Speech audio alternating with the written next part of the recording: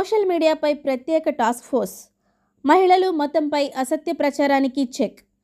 Social మీడియాలో మహిళలు మతాలను లక్ష్యంగా చేసుకుని జరుగుతున్న అసభ్య ప్రచారాలపై కఠిన చర్యలు తీసుకునేందుకు ప్రత్యేక టాస్క్ ఫోర్స్ను ఏర్పాటు చేస్తున్నట్లు ప్రభుత్వం ప్రకటించింది. ఈ టాస్క్ ఫోర్స్ సోషల్ మీడియా వేదికలను నిరంతరం పర్యవేక్షిస్తూ మహిళలపై అవమానకర పోస్టులు, మత విద్వేషాన్ని రెచ్చగొట్టే ప్రచారం, తప్పుడు సమాచారంపై వేగంగా స్పందించి చట్టపరమైన చర్యలు తీసుకునేలా పనిచేయనుంది. ప్రజలు సోషల్ మీడియాలో బాధ్యతాయుతంగా వ్యవహరించాలని, తప్పుడు లేదా అసభ్యకర పోస్టులను షేర్ చేయకుండా జాగ్రత్త వహించాలని అధికారులు సూచించారు. సోషల్ మీడియాలో జరిగే నేరాలపై చాలా వేగంగా చర్యలు తీసుకుంటాం. ప్రతి పౌరుడికి నేను విజ్ఞప్తి చేస్తున్నాను.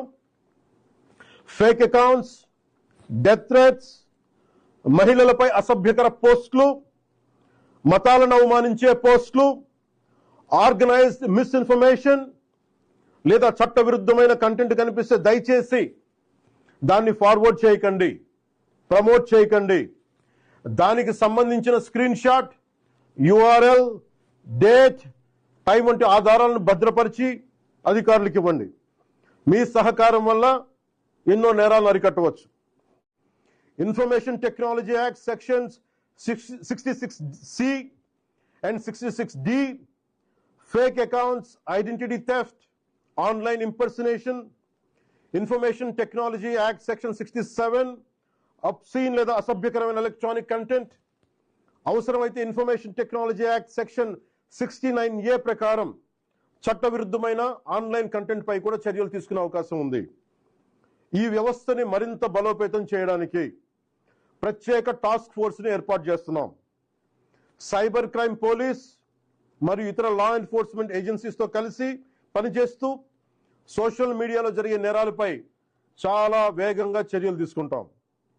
ప్రతి పౌరుడికి నేను విజ్ఞప్తి చేస్తున్నాను.